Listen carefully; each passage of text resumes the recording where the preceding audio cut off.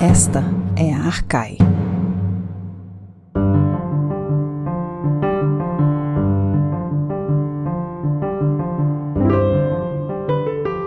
Bem-vindas e bem-vindos a mais um podcast Arcai. O episódio de hoje é sobre a personagem Aquiles. O nosso convidado especial para falar sobre ela é o professor Christian Werner, professor de Língua e Literatura Grega da Universidade de São Paulo. Professor Christian, é um prazer muito grande termos você conosco para falarmos sobre Aquiles. E comigo está a Bia de Pauli e na produção Fernanda Pio e Lorena Ferreira. Um prazer, Christian, tê-lo conosco. Prazer é meu, obrigado pelo convite. Bom, já de pronto a gente inicia pela sua trajetória acadêmica. Então a pergunta que fica é: por que o grego clássico?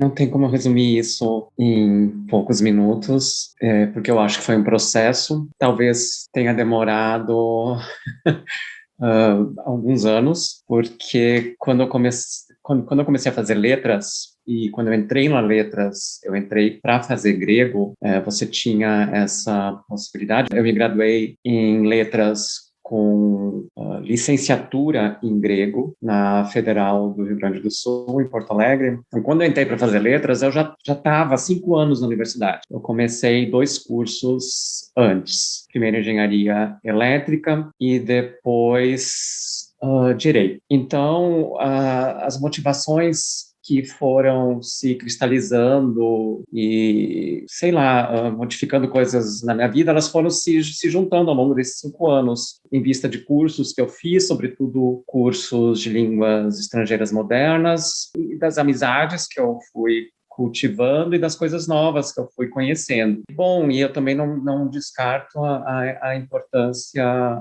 inconsciente, porque meu pai, ele é um pastor protestante e ele vem de uma linhagem de pastores protestantes que vai lá para o século XIX, eu acho que ele é o terceiro, ou seja, uma linhagem de pastores que passavam tiveram que passar por toda essa formação, né, que foi se constituindo ao longo do século XIX na Alemanha, ou seja, os chamados ginásios alemães, da onde, sobretudo na primeira parte do século XIX, fazia parte do currículo uma importância muito grande de grego. Então, é a formação que tiveram, com maiores ou menores diferenças, né, os grandes filósofos do idealismo alemão, Hölderlin, Hegel, etc. E o próprio Nietzsche, né, já na segunda metade, o Marx também, né, então, para citar alguns dos mais conhecidos. Ou seja, mas meu pai nasceu em 37, em 39, o que hoje é a parte mais ao oeste da Polônia, e, portanto, a primeira parte invadida pelos alemães no início da Segunda Guerra. Então, resumindo, o pai do meu pai, que era pastor, ele foi logo assassinado no início da guerra. Meu pai tinha 2 anos e viveu por todos os problemas da guerra, do pós-guerra, né, que não é algo que dure, né? O pós-guerra não é algo que dure 1, 2, 5 anos, né? É uma coisa bastante longa e que, na verdade, tem consequências na vida toda. Então, o meu pai não teve essa formação mais. E, muito embora ele tenha se tornado pastor, foi uma formação completamente diferente. Portanto, eu nunca ouvi falar de grego antigo na minha casa.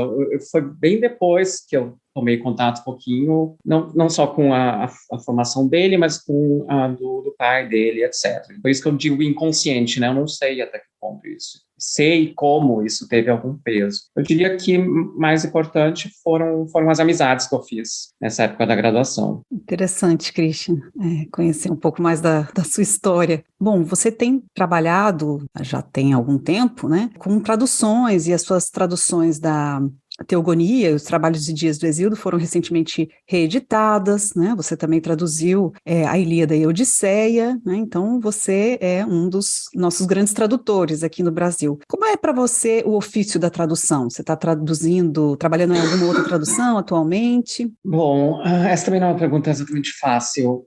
Bom, em primeiro lugar, eu não me considero um tradutor da maneira como eu considero colegas helenistas, sobretudo, ou, bom, latinistas também, tradutores, como, por exemplo, da geração que me antecedeu, o Torrano, eu considero um tradutor em sentido pleno na nossa área. Para minha geração, na verdade, um pouquinho mais novos, Leonardo Antunes, por exemplo, Guilherme Gontijo, eu também considero tradutores. Eu certamente não pertenço a eu talvez não me vejo pertencente a esse time que, na minha opinião, coloca a tradução e com maiores ou menores diferenças. Por exemplo, Torrano sempre pensando a tradução como algo está estritamente ligado à interpretação, às tarefas hermenêuticas ligadas à recepção de um texto antigo, e já o Leonardo eu vejo como alguém que a tradução é um lado da sua produção literária, o outro lado sendo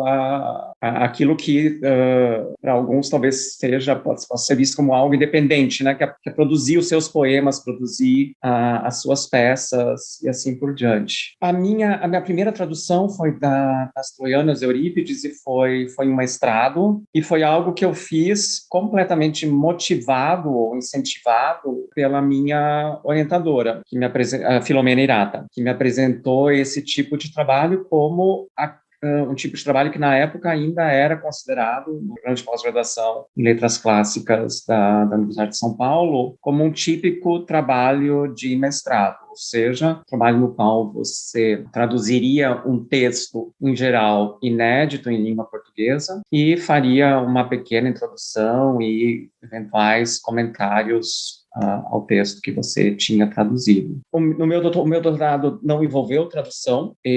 Quando ele foi concebido, ele foi pensado como um trabalho de investigação da figura de Odisseu na tragédia ática, e sobretudo nas peças nas quais ele participa como personagem. E para isso eu tive que iniciar por uma tentativa de sintetizar as diferentes representações do Odisseu na Ilíada e na Odisseia, e aí quando chegou minha qualificação ficou claro, ainda estava menos claro para mim, mas bastante claro para a banca, que o ideal seria eu restringir o doutorado à poesia épica. Aí quando terminei o doutorado, eu não sabia muito bem como dar. Quer dizer, eu não tinha definido ainda o que eu faria na sequência. Eu começaria as várias atividades acadêmicas que você começa quando você termina o doutorado. Eu já era professor. E aí vem um convite da COSAC Naif, via a minha colega Adriane Duarte, de traduzir a Odisseia. Na época, no Brasil, você tinha, naquele momento, aquilo era 2005, 2006, você tinha de tradução contemporânea de Homero, brasileira, você tinha a da Ilíada do Haroldo, e só, né? Todas as outras, você já tinha o Frederico Lourenço em Portugal, mas na época, até onde eu me lembro, a Companhia das Letras ainda não tinha feito a edição brasileira. Então você tinha só traduções mais antigas dos poemas, e aí também imagino que seja por isso que a COSAC me convidou, porque você tinha da Ilíada do Haroldo, né? Não a Odisseia. Geralmente quem acaba por traduzir os dois poemas, geralmente começa pela Ilíada, né? Isso é tradicional, é o mais comum em vários idiomas. O próprio Leonardo Antunes, que está lançando agora, por esses dias, a tradução dele da Ilíada, está encaminhando já a tradução dele da Odisseia. E as minhas traduções da Ilíada, que veio depois, e da própria Teogonia e Trabalhos dos Dias, nunca foram traduções que a decisão partiu de fazer uma tradução porque eu queria traduzir tal texto. Sempre teve algum outro contexto diferente. E também não é por acaso que no momento eu não estou traduzindo nada. Já faz um bom tempo que a Ilíada, quando é que eu traduzi a Ilíada? 2015? Não lembro. E desde então eu não iniciei nenhum projeto novo, e eu também não vejo no horizonte próximo alguma coisa nova. O que eu gosto, e que tipo de texto eu gosto de trabalhar e tenho trabalhado mais, além dos que eu já traduzi? Tragédia e lírica e poesia mélica grega, né? Lírica em sentido mais estrito. O que eu tenho orientado, de vez em quando tenho escrito alguma coisa, Píndaro, por exemplo. eu acho completamente... eu definitivamente não tenho condições de traduzir Píndaro. E eu não conseguiria nem chegar perto de alguma tradução que pudesse me satisfazer minimamente. E com tragédia, né? Com tragédia, no fundo, vale a mesma coisa. Então, acho que é isso. Talvez um dia, né? Depois, sei lá, na aposentadoria, não sei. Certamente a gente vai querer alguma outra coisa aí no futuro, se você se animar, porque são trabalhos de referência para a gente, né, as suas traduções. Bom, um outro braço da sua carreira, né, um outro braço da sua pesquisa está atrelado com o grupo de pesquisa Gêneros Poéticos na Grécia Antiga, Tradição e Contexto. Então, conta um pouco para a gente sempre gosta de saber sobre os trabalhos dos grupos, como eles surgiram. Então, conta para a gente como que é estar à frente desse grupo. Bom, em boa medida, ele também, quer dizer, não vou dizer que ele foi meio por acaso, mas ele também não foi uma decisão teve várias condicionantes. Uma delas é a burocracia acadêmica, que na época em que eu criei o grupo, isso foi mais ou menos em 2010, você cada vez mais precisava, mais do que apenas pertencer a um grupo, liderar um grupo de pesquisa desses que estão vinculados ao mesmo tempo à sua universidade e ao CNPq para conseguir certas bolsas, não só bolsas de pesquisa para você mesmo, docente, mas também para os seus orientandos. E nessa época, lá por 2010, eu trabalhava, quer dizer, eu e os orientandos que eu tive até aquele momento, basicamente a gente trabalhava com diferentes gêneros da poesia grega, arcaica e clássica. E como na época já existiam alguns grupos no meu programa de pós, já bastante consolidados, sobretudo o grupo de teatro antigo, que na época era liderado pela Adriane Duarte e pela Zélia Cardoso de Almeida, e o grupo de poesia helenística, liderado pelo meus colegas Fernando Rodrigues e Breno Sebastiani, e o de lírica, né, de poesia lírica, poesia mélica, elegíaca e jâmbica, da Paula da Cunha e da Joana Ragusa, ou seja, todos grupos, sobretudo de teatro e de mélica, que trabalhavam com gêneros que também me interessavam e sobre os quais eu e alguns orientandos trabalhávamos. Então não fazia sentido eu replicar que já se fazia um desses grupos. Então eu tentei fazer alguma coisa que a forma de um guarda-chuva pudesse albergar aquilo que na época eram os nossos trabalhos e que provavelmente seriam os trabalhos de orientandos futuros. Então, nunca pensei em criar um grupo apenas de poesia hexamétrica arcaica, que na época e até hoje a esse gênero que pertence a maior parte dos meus trabalhos e dos meus orientandos. Mesmo assim, não se restringem a eles. Então, foi por isso que eu criei esse grupo que é bastante amplo, né, o escopo dele, mas que tem servido bem para albergar os nossos projetos. E é isso, eu acho. Bom, Christian, muito, muito interessante saber mais detalhes sobre a sua trajetória e sobre os seus trabalhos, né? Vamos então fazer uma pausa para depois falarmos da nossa personagem de hoje, Aquiles. Você ouve Podcast Arcai, da Cátedra Unesco Arcai sobre as origens plurais do pensamento ocidental da Universidade de Brasília. Assine nosso conteúdo no lugar em que costuma ouvir seus podcasts. Fique por dentro de tudo que rola na cátedra em arcai.nb.br e nas redes sociais @arcaionb. E lembre-se, Arcai é com CH. Estamos de volta para falarmos sobre a personagem Aquiles com o professor Christian Werner. Bom, Christian, falar sobre Aquiles. Quem é Aquiles, então, de fato, na tradição da Guerra de Troia? Conta um pouco para a gente. Bom, quem ele é de fato, aquilo que não muda, né? Aquilo que não muda em nenhuma forma como ele foi representado, digamos, na antiguidade grega e depois latina. Então, ele é filho de um mortal e de uma deusa. A deusa é uma deusa marítima, chamada Tétis, que habita nas profundezas do mar, ou seja, em algum momento na trajetória de Aquiles, ele e a mãe, ou a mãe e o pai se separam, e o pai é o herói Peleu, você pode chamá-lo de herói, porque ele também é descendente de deuses, ele é um descendente um pouquinho mais longínquo de Zeus. Geograficamente, ele é um herói da Tessália, ou seja,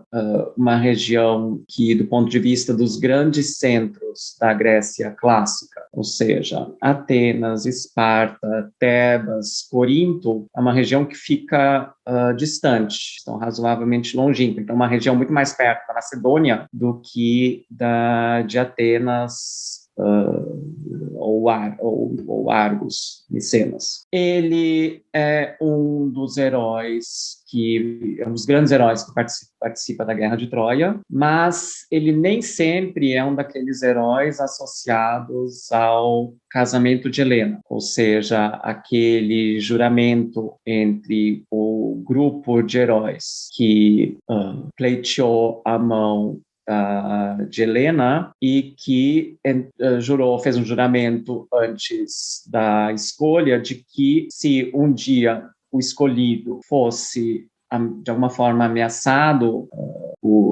de alguma forma, que os outros, sobretudo no que diz respeito a seu casamento, a seu cônjuge, que os outros lhe socorreriam. Então, em geral, Aquiles não é representado como pertencente esse grupo, portanto, é um herói mais jovem que heróis como Odisseu, Agamenon, Menelau ou mesmo Ágils. Bom, que mais? Mesmo assim, ele participou da guerra e ele é um herói que, no mínimo, é tão admirável quanto esses outros, e com o diferencial de que ele é um dos poucos grandes que morre em Troia, um dos poucos grandes heróis gregos que morrem em Troia. Ou seja, na tradição,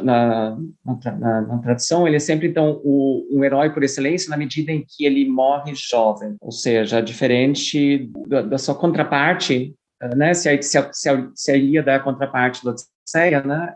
O seu Odisseia é a contraparte da Ilíada, Odisseu é a contraparte de Aquiles. Então, Aquiles é aquele que morre jovem em Troia, Odisseu é aquele que sobrevive à guerra de Troia e morre já, se não na sua velhice, já bastante perto dela, após ter regressado, ainda que com demora, exitosamente na sua cidade. Bom, eu acho que isso é o básico que você encontra, que você sempre encontra relacionado a ele, né?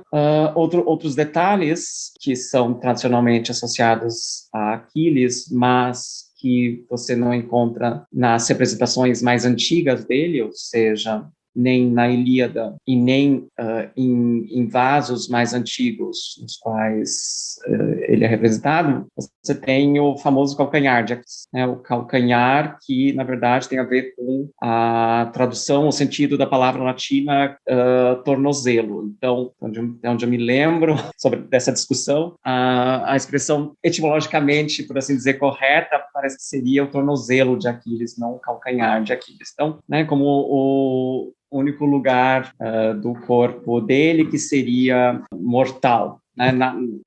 Nada disso é mencionado na Ilíada. Pelo contrário, ele recebe na Ilíada suas novas, né? Quando ele fica sem armas, porque ele empresta as suas armas, ou parte das suas armas, para o seu companheiro Pátroclo lutar em seu lugar.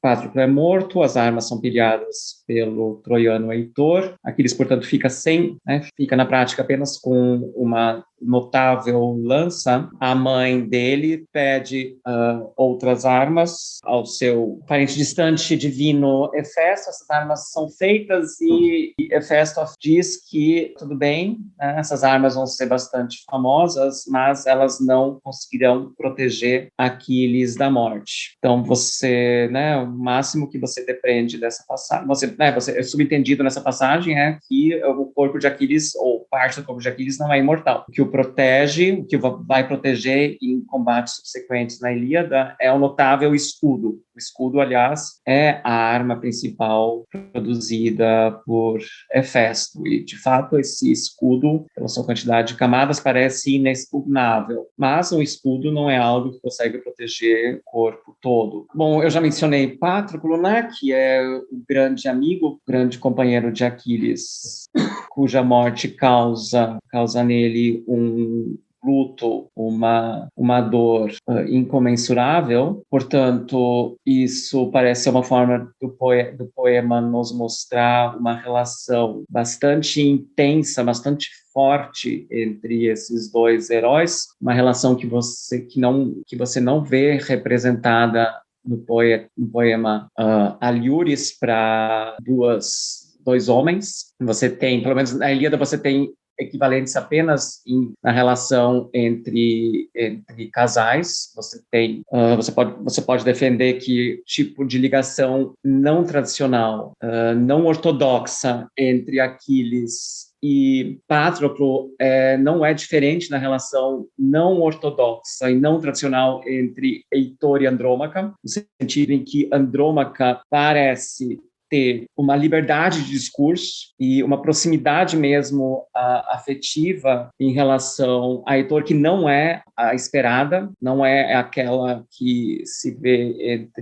entre outros casais no poema. E na Ilíada a gente tem a relação de Aquiles e Patroclo, mas também tem a relação entre Aquiles e Briseida. Briseida é a cativa de guerra que Aquiles adquiriu um tempo antes, em relação ao início cronológico da Ilíada, e que lhe é tirada por Agamenon logo no início do poema. Dessa relação vai se falar algumas vezes, mas por mais que diferentes coisas sejam faladas sobre ela ao longo do poema, fica claro que o peso dessa relação não é tão importante como aquela entre Aquiles e Patroclo. Isso mudou bastante na recepção da personagem Aquiles na literatura grega e, sobretudo, na literatura latina.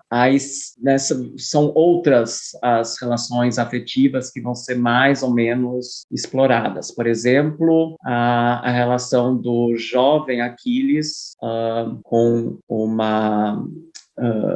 a filha de um rei na ilha onde Aquiles foi escondido, por assim dizer, pela sua mãe, na época em que os principais heróis gregos estavam tentando arregimentar novos combatentes ao longo da Grécia. Durante esse período é que Aquiles, que vivia no gineceu em vista desse disfarce, né? Em geral, aí Aquiles é apresentado também como travestido, né? Esse travestimento que é algo que não parece incomum em histórias sobre heróis gregos em diferentes contextos, mas tem inclusive histórias de travestimento com Héracles. Aquiles, então, acaba por engravidar a filha desse rei, e é dessa relação que nasce Neoptólemo, cuja existência é apontada, mas assim, muito lateralmente na Ilíada. Você falou um pouco a respeito dos principais eventos, digamos assim, né, que são referidos na Ilíada, ou de um modo geral, com relação a Aquiles. Você poderia nos falar agora um pouco sobre como ele é representado na Ilíada e na Odisseia, ou seja, há uma diferença entre o Aquiles da Ilíada e o Aquiles da Odisseia? Qual seria essa diferença? Bom, o Aquiles da Odisseia, vou começar por ele, é um Aquiles que está no Hades. E ele se fala muito pouco de Aquiles no poema, com exceção dessas duas passagens, e a razão principal parece ser, né, de que o poema acaba por cantar, ou aquilo que o poema acaba por focalizar em primeiro lugar, é a tomada vitoriosa de Troia. E essa tomada não é pensada como tendo acontecido graças ou por causa da morte de Heitor, portanto, graças a Aquiles, mas graças a Odisseu por causa do cavalo de Troia. Então, Heitor é um nome que não aparece uma única vez no poema, nem nas cenas envolvendo Aquiles no Hades. Bom, nessas duas cenas no Hades, na primeira faz parte dela Odisseu, e quem conta a história é o próprio Odisseu. Essa narrativa contando a descida de Odisseu ao Hades, ela tem dois momentos, estruturalmente bem distintos. No primeiro, Odisseu menciona uma série de mulheres ou heroínas, do ponto de vista do receptor do poema, já que heroína não é um termo, né? Herói no feminino não é um termo que aparece na Ilíada ou na Odisseia. E, num segundo momento, os heróis que Odisseu menciona dos heróis e a conversa que ele teve com alguns dos heróis que ele viu no Hades. O primeiro herói é Agamemnon, o segundo é Aquiles, e o terceiro, com quem ele tenta conversar, acaba por não lhe responder, que é o seu inimigo, por assim dizer, Ájax. Bom, na conversa entre Aquiles e Odisseu, o que acaba são dois elementos que acabam por se destacar. Um deles é o filho de Aquiles que é a notícia do filho. E uma das razões para ocorrer essa ênfase é de que faz parte da estrutura da Odisseia a relação entre Odisseu como pai e o seu filho Telêmaco. Então, dá para simplificar dizendo que uma das coisas que a Odisseia explora é até que ponto Telêmaco será um filho digno do seu pai, ou seja, alguém capaz de continuar a tradição do pai, de bom rei, de bom guerreiro, em última instância também de bom pai, ou seja, de alguém capaz de produzir um herdeiro, assim como Odisseu foi herdeiro de Laertes e assim como Telêmaco parece estar se tornando herdeiro de Odisseu. Então, não por acaso, esse vai ser um tema fundamental na conversa entre Aquiles e Odisseu, ou seja, até que ponto Aquiles foi capaz de produzir um herdeiro digno dele. Aparentemente, sim. Ou pelo menos essa é a impressão que Aquiles tem, ou que Aquiles nos dá, de que ele está satisfeito com que Odisseu pode lhe contar de seu filho. O outro ponto é o que significa para um herói vivo como Odisseu e para um herói morto como Aquiles o fato de você ter sido o maior dos aqueus, que foi Aquiles, mas agora estar no Hades. Então, esse já é um ponto bem mais difícil de você identificar o que Homero parece estar querendo nos mostrar, até porque essa não é a única conversa na Odisseia que parece ser irônica. Ou seja, são poucas as conversas que Odisseu entretém ao longo do poema que não parecem se desenvolver ao mesmo tempo na superfície, ou seja, respondendo a alguma necessidade, algum desejo ou alguma benesse que Odisseu recebeu ou que ele gostaria de receber, e um sentido mais profundo, algo que Odisseu precisa esconder porque talvez não vá contra ou não satisfaz, não, né? Cria algum problema para ele, né? Ou seja, aquela imagem que a gente tem de Odisseu como alguém astucioso, cuidadoso, com o que fala, com o que pede, etc. Tem a conversa onde isso é mais evidente, a conversa isso é menos evidente, né? E claro, né, uma das razões é de que, por exemplo, nessa cena entre Odisseu e Aquiles, não é apenas Odisseu que está falando com Aquiles, né? É Odisseu também que está falando com os seus hospedeiros, os feácios, aqueles que vão levá-lo para casa, porque admiram muito esse estrangeiro que chegou na sua terra, o admiram tanto que vão como que esquecer que existe uma profecia que diz que um dia eles acabarão sendo punidos pelo deus Poseidon. E, bom, e também a conversa de Homero conosco, né? Homero é aquele que está produzindo um poema monumental para celebrar, de alguma forma, um grande herói, Odisseu. Ou seja, né, por porque nessa conversa entre Odisseu e Aquiles, o resultado dessa conversa seria de que Aquiles é um herói mais notável, no fundo, do que Odisseu. Né? Não faz muito sentido. E, de fato, não é o que acontece em vista da forma como cada um desses heróis se coloca nessa conversa bastante